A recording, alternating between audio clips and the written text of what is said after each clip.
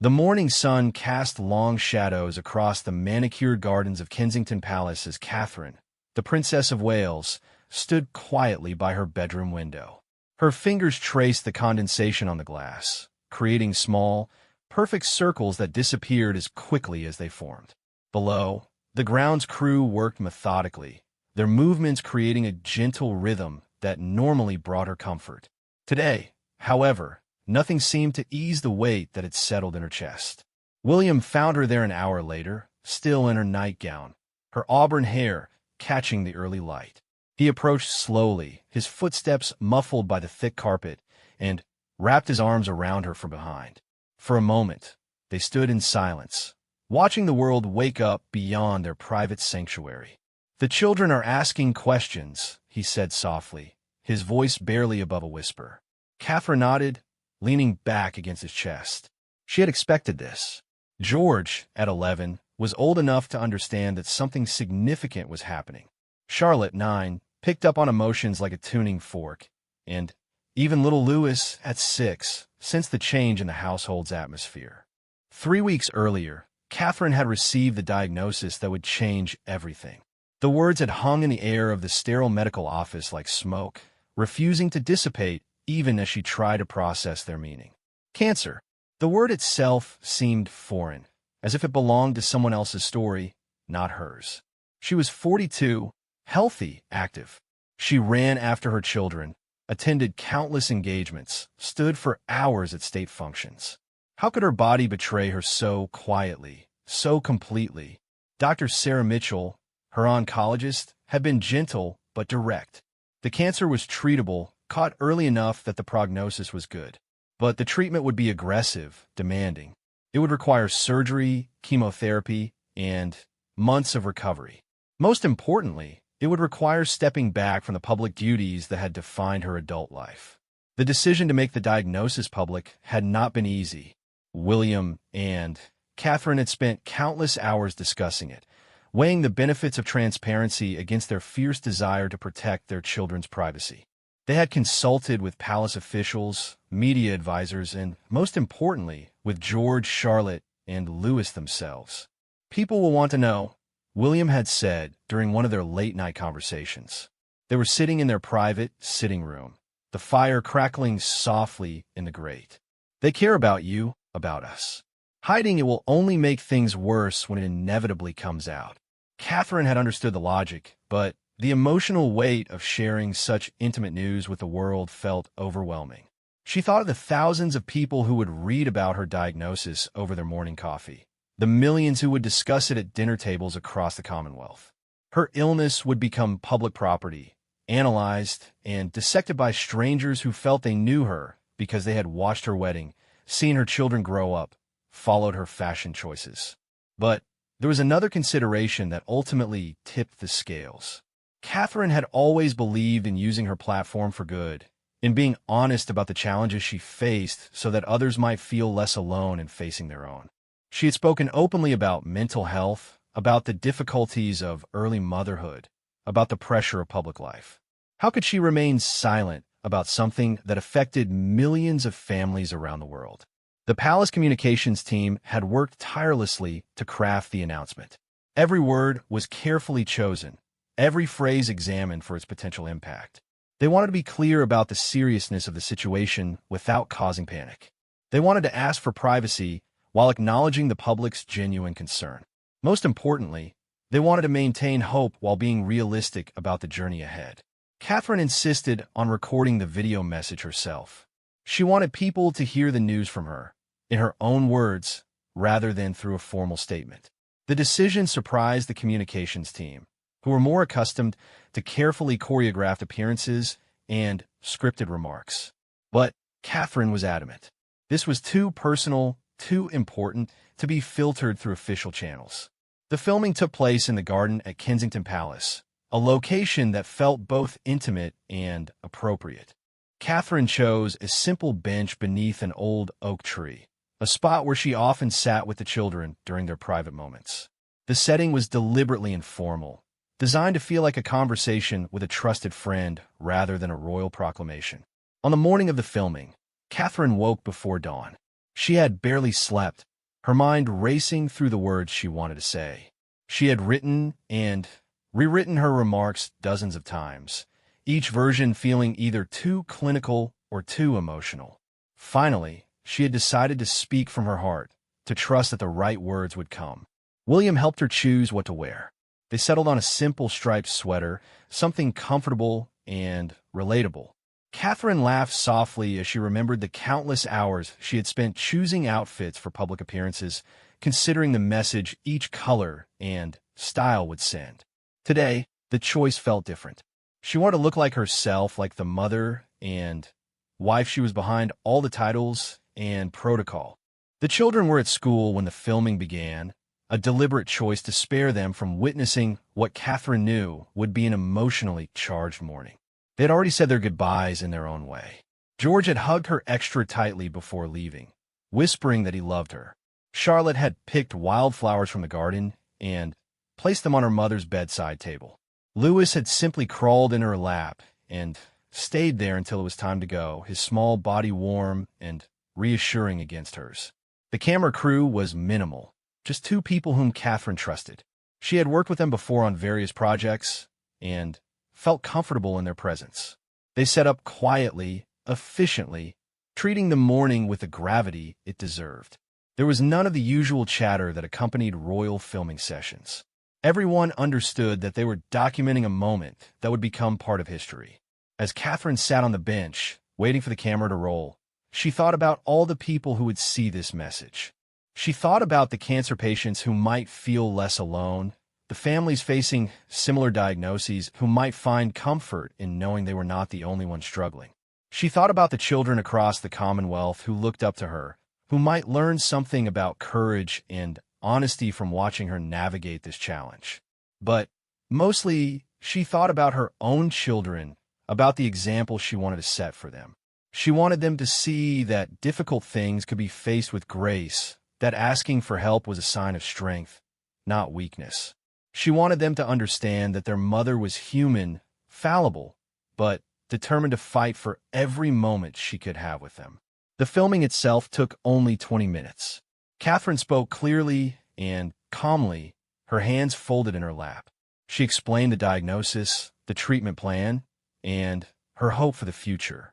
She thanked people in advance for their support and asked for privacy during the difficult months ahead. When she finished, there was silence except for the sound of birds in the trees above and the distant hum of London traffic. The video was released on a Friday evening, time to allow for maximum impact while giving the family the weekend to retreat from public view. Within hours, it had been viewed millions of times. The response was immediate and overwhelming. Messages of support poured in from around the world. Other cancer survivors shared their own stories. Medical experts praised her openness. World leaders sent private notes of encouragement. But it was the smaller gestures that touched Catherine most deeply. Children drew pictures and sent them to the palace.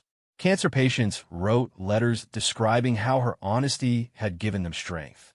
Ordinary families shared their own experiences with illness and recovery, creating a vast network of support and understanding.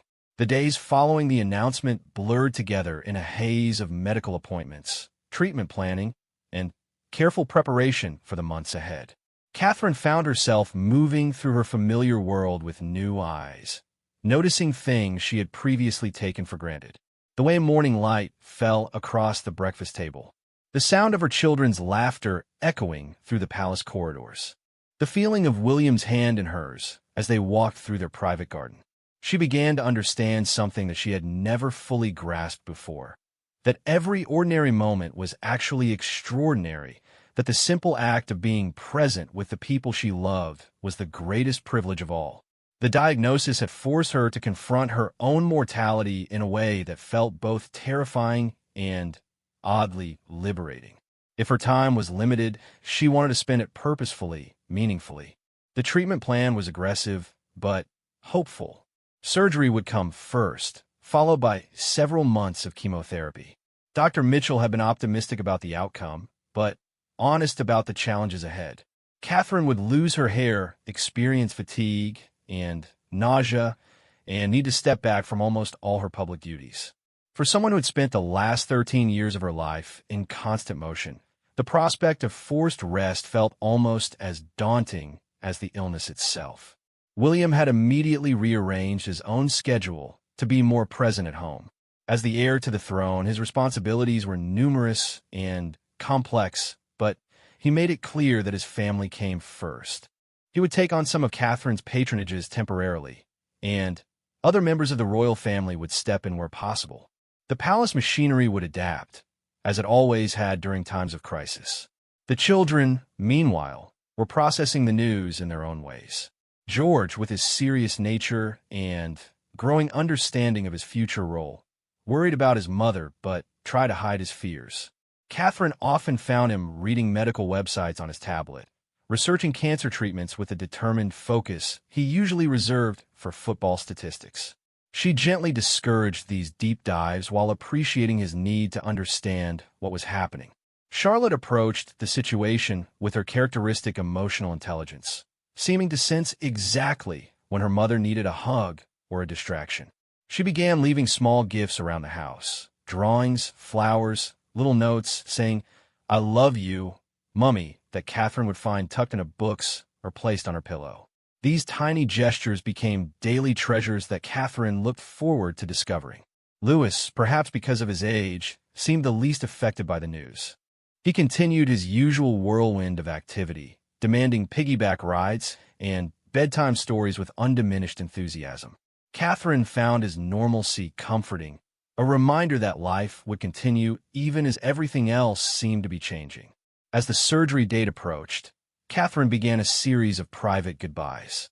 Not the dramatic, final farewells of movies, but quiet acknowledgments of the uncertainty ahead.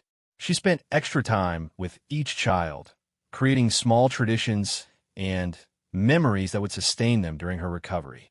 She wrote letters to be opened on important occasions if she wasn't well enough to be fully present. She organized family photos and videos, wanting to ensure that every precious moment was preserved. The night before her surgery, Catherine and William sat together in their bedroom, talking about everything and nothing. They discussed practical matters, who would take the children to school, how to handle media inquiries, when to schedule the next treatment. But they also talked about their dreams for the future, about the trips they wanted to take, the milestones they hoped to celebrate together. "I'm scared," Catherine admitted as they prepared for bed. It was the first time she had said the words aloud, and they seemed to hang in the air between them. William pulled her close, his arms strong and reassuring around her. "I know," he said simply. "I'm scared too, but we'll face it together like we always do." As Catherine drifted off to sleep that night, she thought about the video message she had recorded weeks earlier. She wondered if she had found the right words, if she had conveyed the gratitude she felt for all the support that was already pouring in. She thought about the people around the world who were fighting their own battles with cancer, who might find some small comfort in knowing that even a princess could face the same fears and uncertainties they did. But mostly, she thought about tomorrow, about the skilled hands that would guide her through surgery, about the treatment that lay ahead, and about the possibility of more mornings like this one, waking up beside the man she loved, with her children safe and happy down the hall. It was a simple wish, but it felt like everything. #a goodbye that touched the world. William and Kate's gentle gesture, the hospital corridor stretched endlessly before them, its polished floors reflecting the soft overhead lighting that cast everything in a muted, dreamlike glow. William walked beside Catherine's wheelchair, his hand resting gently on her shoulder as they made their way to the private room that would become her home for the next several days. The surgery had been successful, Dr. Mitchell had assured them, but the real work was just beginning. Catherine's head was wrapped in a soft white bandage, and she moved carefully, mindful of the surgical sites that would need weeks to heal properly. The anesthesia had left her feeling disconnected from her body, as if she were watching someone else's life unfold from a great distance. William's presence beside her was the only thing that felt completely real, his familiar voice cutting through the fog that seemed to surround everything else. The private wing of the London hospital had been prepared specifically for their arrival. Security was discreet, but thorough, ensuring that Catherine could focus on her recovery without worrying about unwanted attention. The room itself had been transformed as much as possible from a clinical space into something more home-like. Fresh flowers filled several vases, their bright colors a welcome contrast to the sterile white walls. Photographs of the children sat on the bedside table, their smiling faces providing constant comfort. George, Charlotte, and Louis were not allowed to visit immediately, a precaution both medical and practical.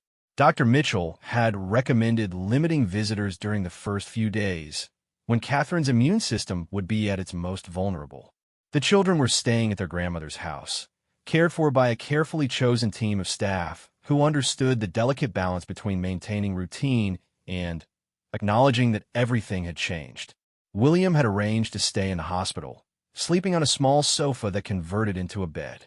He refused all suggestions that he return home, delegate his bedside vigil to others, or maintain his regular schedule. His calendar had been cleared indefinitely, his responsibilities redistributed among other family members and trusted advisors. Nothing mattered more than being present for Catherine during these crucial early days. The first night was difficult. Pain medication helped with the physical discomfort, but it also brought vivid dreams that left Catherine disoriented and anxious. She would wake in the darkness, momentarily forgetting where she was, reaching for William with a panic that subsided only when she felt his hand close around hers. He seemed to sense these moments before she did, materializing beside her bed with quiet reassurances and gentle touches that gradually coaxed her back to sleep. Dr. Mitchell visited twice daily, monitoring Catherine's progress with the careful attention of someone who understood that her patient's recovery would be scrutinized by millions of people around the world. The medical team had been chosen not only for their expertise, but also for their discretion and their ability to work under unprecedented pressure. Every test result, every treatment decision, every sign of progress or setback would eventually become public knowledge in some form. On the second day, Catherine felt strong enough to sit up for extended periods. William helped her move to the chair by the window, where she could look out at the busy London street below. The world continued to spin without her active participation, she realized with something between relief and melancholy. Traffic moved in its familiar patterns, people hurried along sidewalks with their own urgent purposes, and life carried on exactly as it always had. The view reminded her of the countless times she had looked out from palace windows, watching the same city from a different perspective. Then, she had often felt the weight of responsibility, the knowledge that her actions and choices would affect not just her family, but countless others who looked to the royal family for stability and guidance. Now, temporarily freed from those obligations, she found herself focusing on smaller, more immediate concerns. Would she be able to hug her children properly? How long before she could walk in her garden without assistance? Would her hair grow back the same color when the chemotherapy ended? The messages of support continued to arrive in overwhelming numbers. Palace staff had organized them into categories, sharing the most touching examples with Catherine when she felt up to reading them. Children from around the Commonwealth had sent drawings depicting her as a superhero fighting cancer. Cancer survivors shared their own stories of triumph and recovery.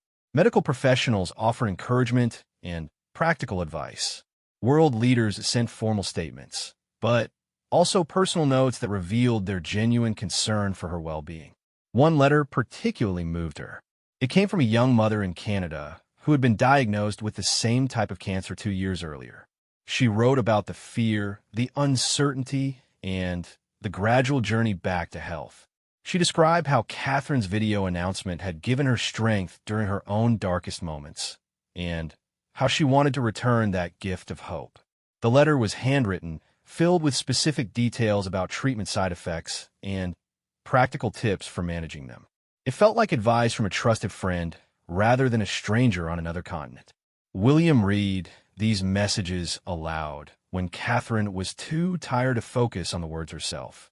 His voice, steady and warm, transformed the written words into something more personal, more immediate.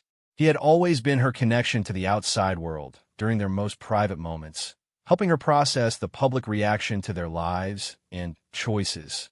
Now, that role felt even more crucial as she navigated not just her own recovery, but the complex emotions of being ill in the public eye.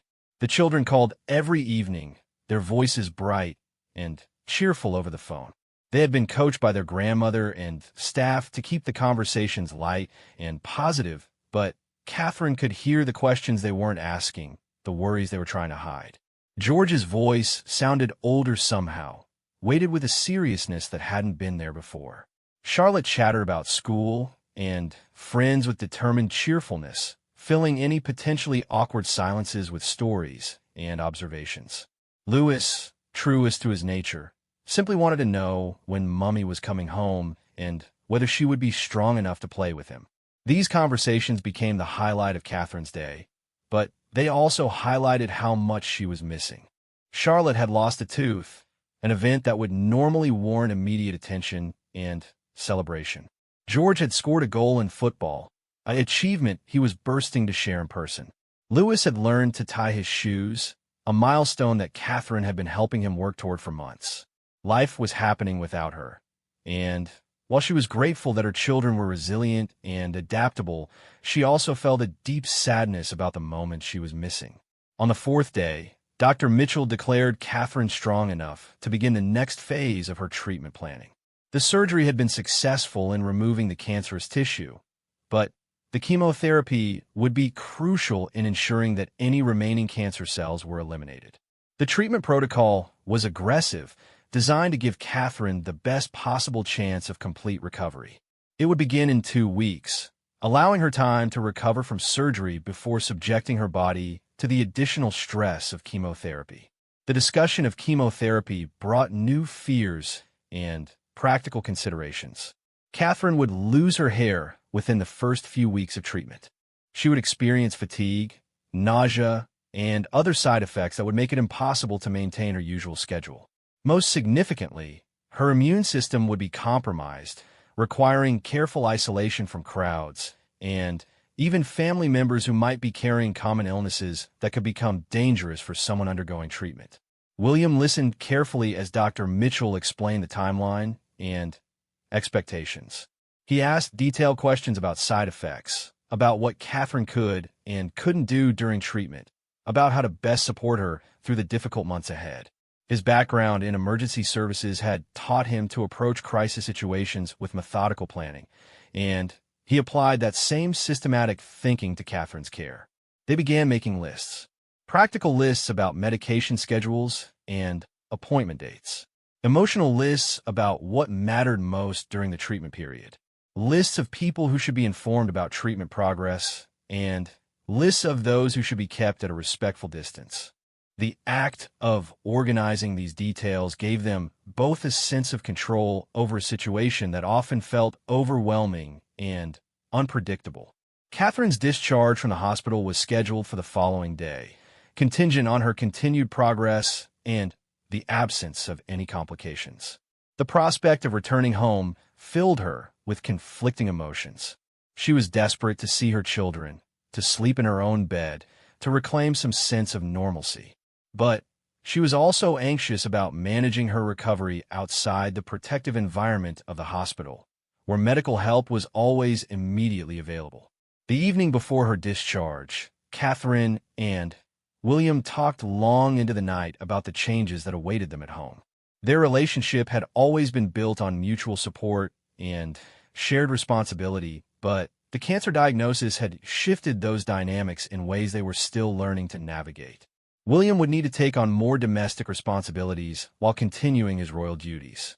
Catherine would need to accept help and limitations that felt foreign to someone accustomed to managing multiple demanding schedules. They discussed practical matters, how to modify their living space to accommodate Catherine's recovery needs, how to explain the upcoming changes to the children, how to maintain some semblance of routine while adapting to the demands of treatment. But they also talked about deeper concerns, how to maintain hope during difficult days, how to support each other when they were both struggling, how to preserve their family's sense of joy and connection despite the challenges ahead. I keep thinking about that mother in Canada, Catherine said as they prepared for what she hoped would be her last night in the hospital. She said the hardest part wasn't the treatment itself, but feeling like she had lost herself in the process. I don't want that to happen to me. I don't want to become just a patient, just someone who has cancer. William took her hand, his fingers intertwining with hers in a gesture that had become automatic over their years together. You're not just anything, he said firmly. You're my wife, our children's mother, and one of the strongest people I know. Cancer is something you're dealing with, not something you are. The words were simple, but they carried the weight of years of shared experience and unwavering commitment. Catherine felt some of the tension in her chest ease as she absorbed the truth of what he was saying. She was more than her diagnosis, more than her treatment plan, more than the public scrutiny that surrounded her illness. She was all the things she had always been, facing a new challenge with the same determination and grace that had carried her through previous difficulties. The next morning dawned clear and bright, a perfect spring day that seemed to promise new beginnings. Catherine dressed carefully in comfortable clothes that accommodated her surgical restrictions, taking longer than usual to feel ready to face the world beyond the hospital walls. William packed their few belongings, double-checking that they had all the medications and instructions they would need for the transition home. The drive to Kensington Palace was quiet, both of them lost in their own thoughts as familiar landmarks passed by the windows. Catherine found herself noticing details she normally missed. The way morning light caught the windows of buildings they passed, the number of people walking dogs in the parks, the simple fact that spring was asserting itself despite everything else that was happening. The world had not stopped for her illness, but it had also not become less beautiful or less worthy of attention. As they approached the palace gates, Catherine could see a small crowd of well-wishers gathered on the street. Word of her discharge had somehow spread, and people had come to offer their support. Some held signs with messages of encouragement. Others had brought flowers. A few simply stood quietly, their presence itself a form of prayer and hope. William slowed the car, allowing Catherine to wave briefly through the window, and she was struck by the genuine warmth and concern in the faces looking back at her. The children were waiting at the door, having positioned themselves there the moment they heard the car in the drive. Their restraint in not running immediately to their mother was visible and touching, a sign of how seriously they had absorbed the instructions about being gentle during her recovery. Catherine knelt down carefully, opening her arms to receive them, and for a moment the world consisted only of small bodies pressed against hers and whispered words of love and relief. Home had never felt more precious, more essential, more exactly where she belonged. The familiar rooms, the comfortable furniture, the photographs, and personal belongings that told the story of their family's life together. Everything seemed charged with new significance. Catherine understood, perhaps for the first time, that healing would happen not just through medical treatment, but through the accumulation of ordinary moments spent with the people who mattered most. The journey ahead remained daunting, filled with uncertainty and challenges that would test every reserve of strength and patience she possessed. But as she settled into her favorite chair with her children clustered around her, and William moving quietly through the house, ensuring that everything was arranged for her comfort, Catherine felt something she hadn't experienced since the day of her diagnosis. A deep, abiding sense of home and hope intertwined, stronger together than either could be alone. Hashtag a goodbye that touched the world. William and Kate's gentle gesture, the first strand fell on a Tuesday morning while Catherine was brushing her teeth. She stared at it in the bathroom mirror, a single auburn thread caught in the bristles of her toothbrush.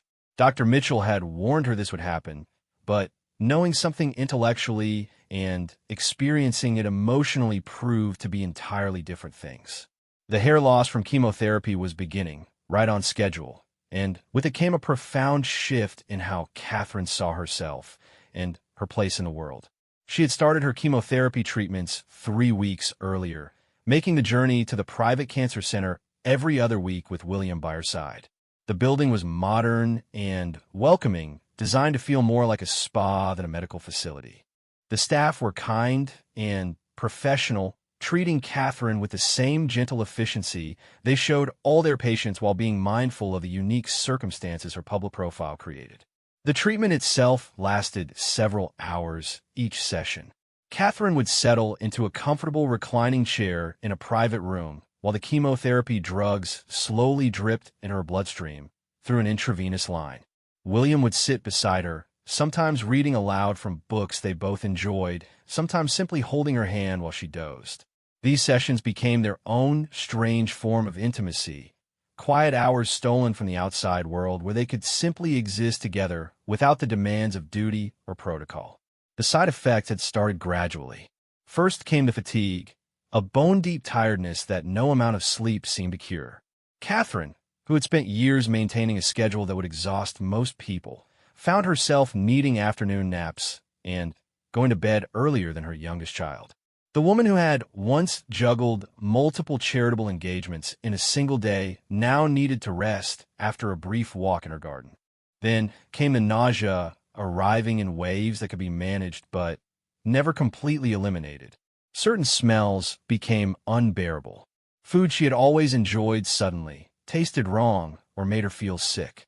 The palace kitchen staff, under the careful guidance of nutritionists recommended by Dr. Mitchell, began preparing special meals designed to maximize nutrition while being gentle on Catherine's compromised digestive system. But it was the hair loss that proved most emotionally challenging. Catherine had always taken pride in her appearance, not from vanity, but from a deep understanding of how much her image mattered to her role. Her hair, in particular, had become something of a signature. Royal watchers analyzed every cut and style. Fashion magazines featured tutorials on achieving the Catherine look, and little girls across the Commonwealth often asked their mothers for princess hair like hers. The process happened gradually over several days. Catherine would wake to find loose strands on her pillow or notice them falling when she ran her fingers through what remained. William suggested they cut it short preemptively, a practical decision that would make the transition less jarring. Catherine agreed, and they arranged for her regular stylist to come to the palace for a private appointment. Sitting in her own bedroom, surrounded by familiar objects and family photographs, Catherine watched in the mirror as her long hair fell in chunks to the floor. Each cut of the scissors felt like saying goodbye to a part of herself that had existed for decades. The woman looking back at her in the mirror was still recognizably herself, but changed in ways that felt profound and irreversible. The children handled their mother's changing appearance with characteristic resilience. George, ever protective, made a point of telling her she looked brilliant, regardless of how she felt about her appearance on any given day.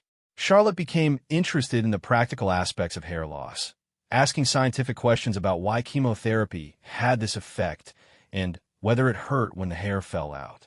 Louis, with the directness of a 6-year-old, simply declared that he liked his mummy's new look because it made her look more huggy. Within 2 weeks, most of Catherine's hair was gone. She experimented with scarves and hats, working with a specialist who helped cancer patients navigate the emotional and practical challenges of hair loss. The palace had quietly commissioned several custom wigs, made from hair that matched her natural color and texture, but Catherine found them uncomfortable and somehow false. She preferred simple head coverings that acknowledged her situation rather than trying to hide it. The decision to appear in public during her treatment had been carefully considered. Catherine understood that people wanted to see her, wanted reassurance that she was fighting and recovering. But she also needed to balance their concern with her own physical limitations and her family's need for privacy. They settled on a few carefully planned appearances, moments when Catherine felt strong enough to be seen and when the public most needed to hear from her. The first such appearance was a video message recorded for a children's charity that Catherine had patronized for several years. The organization was hosting its annual fundraising gala, an event Catherine had attended in person for the past 5 years. Missing it entirely felt wrong, but attending was physically impossible given her compromised immune system and energy levels. The message was recorded in the garden at Kensington Palace, the same location where she had announced her diagnosis months earlier. Catherine wore a simple blue headscarf that complemented her eyes and a comfortable sweater that accommodated the weight loss that had accompanied her treatment. She looked thin and pale, but her voice was strong and warm as she spoke directly to the children who would benefit from the charity's work. The response to the video was immediate and overwhelming. People praised Catherine's courage in appearing publicly during treatment, but what struck her most were the messages from other cancer patients who said seeing her gave them strength to face their own challenges. A woman from Australia wrote that watching Catherine speak with such grace while clearly struggling had helped her find the courage to attend her own daughter's school graduation despite being in the middle of chemotherapy. A man from Scotland said that if a princess could be honest about feeling weak and scared, then maybe he could be honest about his own fears with his family. These messages changed how Catherine thought about her public role during illness. She had initially seen her diagnosis as something that would temporarily remove her from public service, a private battle that required stepping back from her responsibilities to others. But she began to understand that her experience could serve a different kind of public good. By being visible in her vulnerability, by showing that cancer treatment was something that could be survived with dignity and grace, she could offer hope to the countless people facing similar battles. The second public appearance was more challenging. William was scheduled to attend a state dinner at Buckingham Palace, an important diplomatic event that required senior royal family participation. Catherine was not well enough to attend, but she wanted to acknowledge the occasion and the visiting dignitaries who had sent personal messages of support during her illness. She recorded a brief message that was played during the dinner, appearing on screen from her private sitting room at Kensington Palace. She wore a beautiful necklace that had been a wedding gift, and a silk scarf covered her head. Her makeup was carefully applied to minimize the effects of treatment, but she didn't try to hide the fact that she was unwell. She spoke about the importance of international friendship and cooperation, themes that felt particularly meaningful to someone whose illness had generated support from around the world.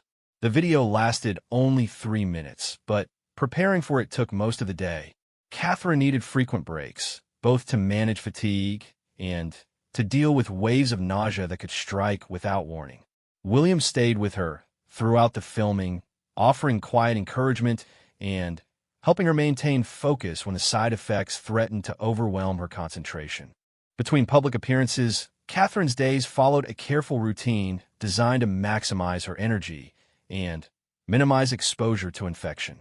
She woke late, usually around 9 o'clock, after sleeping for 10 or 11 hours. Breakfast was often a struggle due to nausea, but the palace chef had become expert at preparing foods that Catherine could tolerate: bland porridge, weak tea, simple toast with honey. The children's schedules were adjusted to accommodate their mother's limitations. They continued attending school normally, but their afternoon and evening activities were often moved to the palace, so Catherine could be present without having to travel. Friends came to play in the palace gardens. Birthday parties were hosted in the family's private quarters, and tutoring sessions were held in rooms near Catherine's bedroom, so she could participate when she felt strong enough. William's schedule was similarly restructured. He took on some of Catherine's patronages, representing her at events where her presence was expected but physically impossible. He also reduced his own commitments, turning down invitations and postponing travel when possible. His priority was being available for Catherine and the children, ensuring that the family remained connected and supported despite the disruption cancer treatment brought to their lives. The palace staff adapted their routines as well. Cleaning was done quietly and at times when Catherine was most likely to be resting. Visitors were strictly limited to essential meetings and close family members. The usual bustle of royal life was muted, replaced by a careful choreography designed to protect Catherine's health while maintaining the family's core functions. Dr. Mitchell monitored Catherine's progress closely, adjusting medications when side effects became too severe and providing constant reassurance about the treatment's effectiveness. Blood tests showed that the chemotherapy was working as intended, reducing cancer markers, and strengthening the likelihood of complete recovery. But the doctor was also honest about the cumulative nature of chemotherapy's effects, warning that Catherine might feel worse before she felt better as the treatments progressed. One particularly difficult day in late spring, Catherine broke down completely. The nausea was overwhelming, the fatigue made it impossible to concentrate on even simple tasks, and she felt disconnected from everyone and everything that normally brought her joy. She couldn't eat, couldn't read, couldn't even watch television without feeling dizzy and disoriented. William found her crying in their bedroom, overwhelmed by a sense of hopelessness that felt foreign and frightening. "I don't recognize myself," she sobbed against his chest. "I can't take care of my children properly. I can't do my job. I can't even stay awake long enough to have a proper conversation. What if this is who I am now?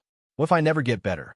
William held her tightly, letting her cry until the worst of the emotion passed. He didn't offer empty reassurances or try to minimize her fears. Instead, he simply stayed present with her in the darkness, offering his strength when hers felt completely depleted. "You're still you," he said quietly when she was ready to hear him. "You're going through something incredibly difficult. This isn't permanent. This isn't who you are." That night, they called Dr. Mitchell, who adjusted Catherine's anti-nausea medication and recommended a short break in treatment to allow her body to recover. The break lasted only 1 week, but it made an enormous difference in Catherine's ability to cope with the remaining treatments. She began to understand that asking for help, whether from medical professionals or family members, was not a sign of weakness, but a necessary part of healing. The support from the public continued to sustain her through the darkest days. Letters arrived daily from people sharing their own experiences with cancer, offering practical advice and emotional encouragement. Children sent drawings depicting Catherine as a warrior princess fighting dragons labeled cancer. Other cancer patients shared tips for managing side effects and maintaining hope during treatment. One letter particularly moved her. It came from a young boy whose mother was also undergoing chemotherapy. He wrote, in careful handwriting, that watching Catherine on television had helped him understand that his mother wasn't becoming a different person because of her illness. "You still look like a princess even without hair," he wrote. "My mummy still looks like a mummy too." Catherine kept this letter on her bedside table, reading it whenever she felt overwhelmed by the changes cancer treatment had brought to her life. It reminded her that her experience was part of a much larger human story of suffering and recovery, and that her visibility during this difficult time could provide comfort to families facing similar challenges. As summer approached, Catherine was halfway through her chemotherapy protocol. The end of treatment, while still months away, began to feel achievable rather than impossibly distant. She started making tentative plans for the autumn, thinking about which engagements she might be able to resume and how to gradually reintegrate into public life. But she also understood that recovery would be a process, not a moment, and that the woman who emerged from cancer treatment would be different from the one who had entered it. The experience was changing her in ways she was only beginning to understand, deepening her empathy for human suffering while also clarifying what truly mattered in her life. The crown and the titles, the protocol, and the public expectations would always be part of her existence, but they no longer defined her sense of self in the same way. She was learning to be Catherine first, and the Princess of Wales second, a reordering of priorities that felt both liberating and profound. Hashtag a goodbye that touched the world. William and Kate's gentle gesture, the last chemotherapy session, arrived on a crisp October morning, 8 months after Catherine's initial diagnosis. She woke before dawn, not from anxiety this time, but from anticipation. The treatment that had dominated her life for so long was finally coming to an end. William was already awake beside her, his hand resting gently on her arm, both of them sharing the quiet significance of the day without needing words. Catherine had chosen to mark this milestone by wearing something special to the cancer center. Hidden in her closet was a silk scarf that her grandmother had given her years earlier, a delicate pattern of butterflies in shades of gold and blue. She had been saving it for a meaningful occasion, and today felt perfect. The butterflies seemed symbolic of transformation, of emerging from a long period of darkness into something new and beautiful. The drive to the cancer center followed the same route they had taken dozens of times before, but everything felt different today. Catherine found herself noticing details she had missed during earlier visits. A small garden behind the building where patients often sat during treatment. The cheerful murals painted on the children's wing, the way morning light streamed through the large windows in the main lobby. After months of feeling too sick or tired to pay attention to her surroundings, she was rediscovering the simple pleasure of observation. Dr. Mitchell greeted them with the warm smile that had become so familiar over the months of treatment. The oncologist had guided Catherine through every stage of her journey with a combination of professional expertise and genuine compassion that made her feel safe even during the most difficult days. Today, there was something celebratory in her manner, a shared acknowledgement that they had reached a major milestone together. The treatment itself proceeded exactly like all the others, but Catherine experienced it with different emotions. Instead of dreading the hours ahead, she found herself paying attention to each detail, wanting to remember this final session. The comfortable chair where she had spent so many hours, the four-pole that had become an unwelcome but familiar companion, the view from the window where she had watched the seasons change from spring through summer to early autumn. William sat beside her as always, but today he brought a special book to read aloud. It was a collection of poetry that Catherine had loved in university, verses about hope and renewal that felt particularly appropriate for the occasion.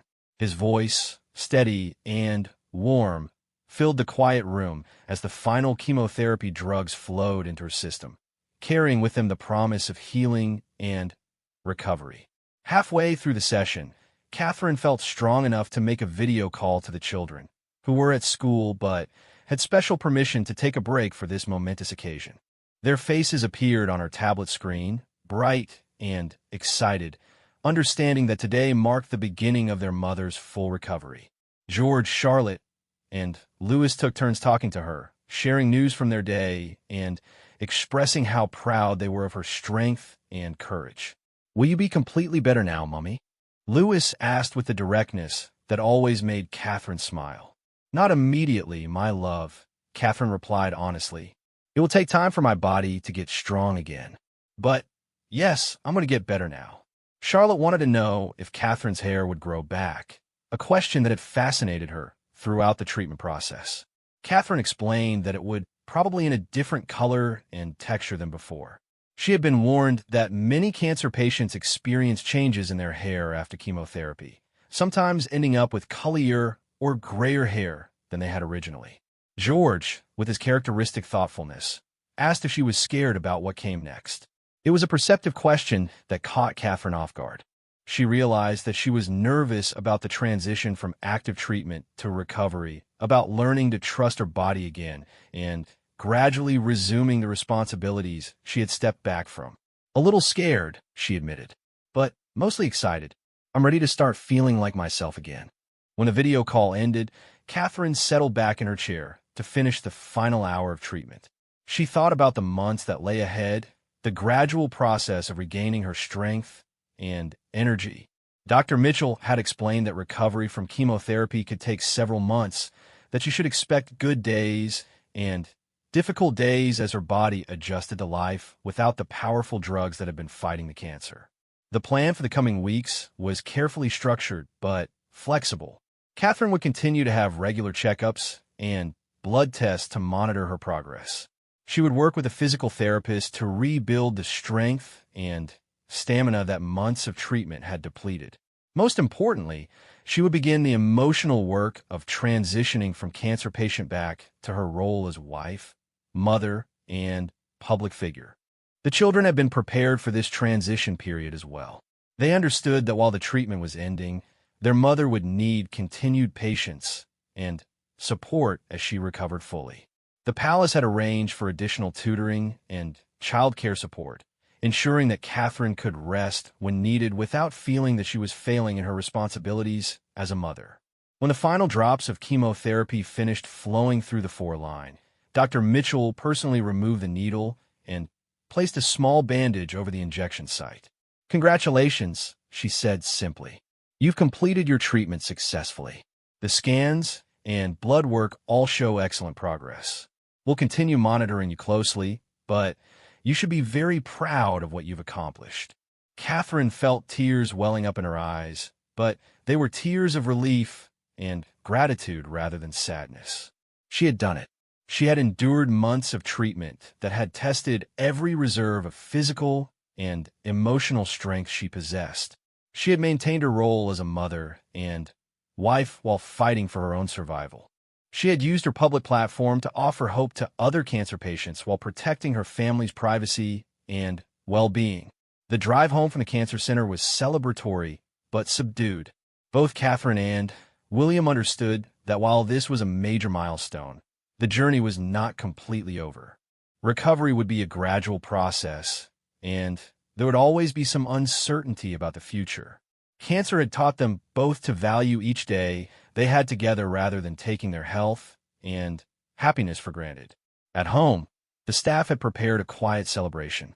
Nothing elaborate or overwhelming, just afternoon tea, served in the garden with all of Catherine's favorite things.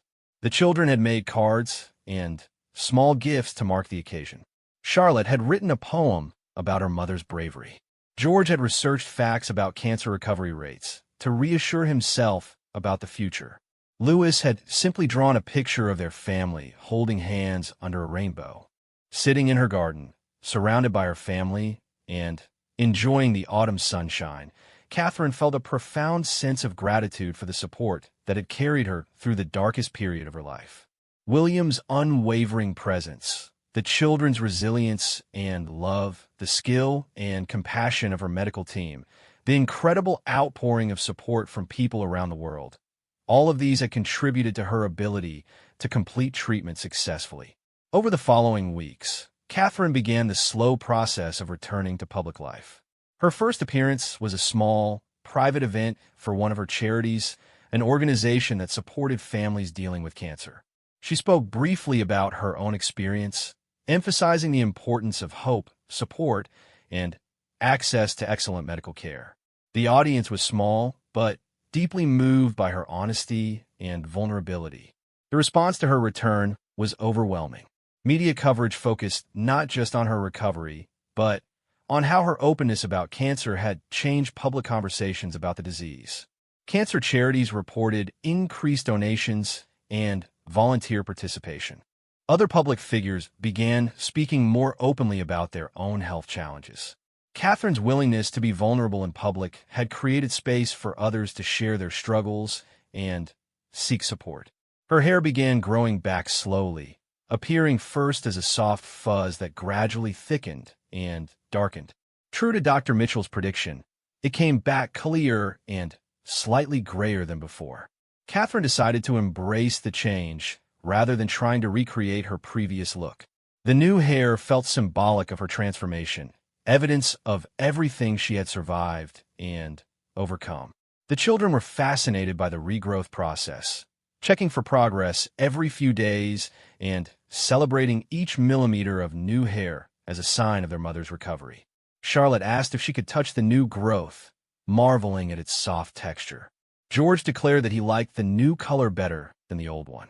Louis, ever practical, wanted to know how long it would take to get long enough for proper hugs without scratching his face.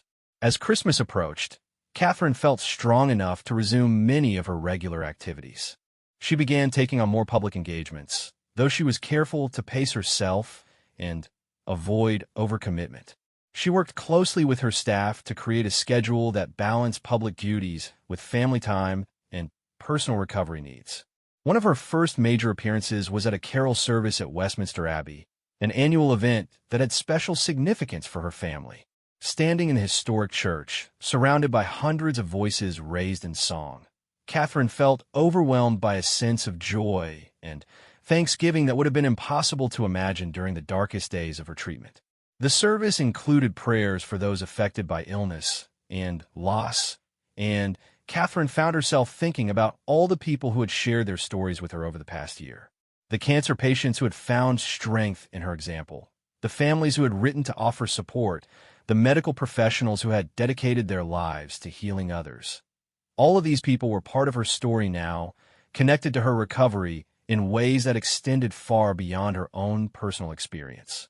After the service, Catherine and William hosted a small reception for cancer patients and their families, continuing a tradition they had established years earlier, but which now held deeper personal meaning. Catherine spoke with each guest individually, sharing experiences and offering encouragement based on her own journey through treatment and recovery. One conversation particularly moved her. A young mother, recently diagnosed with the same type of cancer that Catherine had faced, tearfully thanked her for making the diagnosis public.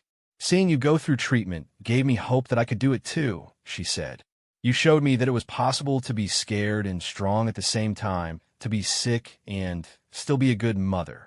These words captured something essential about Catherine's experience over the past year. She had learned that strength didn't mean pretending not to be afraid, that courage wasn't about hiding vulnerability, but about continuing forward despite it. Cancer had stripped away many of her pretenses and assumptions about herself, leaving behind a clearer understanding of what truly mattered in her life. As the evening ended and they returned home to their children, Catherine reflected on how much had changed since that morning in spring when she had first received her diagnosis. The fear and uncertainty of that day seemed like distant memories now, replaced by a hard-won appreciation for health, family, and the preciousness of ordinary moments. Looking ahead to the new year, Catherine felt cautiously optimistic about the future. The cancer was gone, her strength was returning, and she had learned valuable lessons about resilience, vulnerability, and the power of community support. Most importantly, she had discovered that even the darkest experiences could become sources of light for others facing similar challenges. The goodbye that had touched the world, her farewell to the certainty and invincibility of perfect health, had ultimately become a greeting, a welcome to a deeper understanding of human fragility and strength. In sharing her struggles so openly, Catherine had created connections across continents and cultures, reminding millions of people that no one faces difficult times alone. As she tucked her children into bed that night, Catherine felt profoundly grateful for the gift of being present for these simple, precious moments. The future stretched ahead with all its possibilities and uncertainties, but she faced it now with a clearer understanding of what mattered most and a renewed appreciation for every day she had been given to love and be loved in return.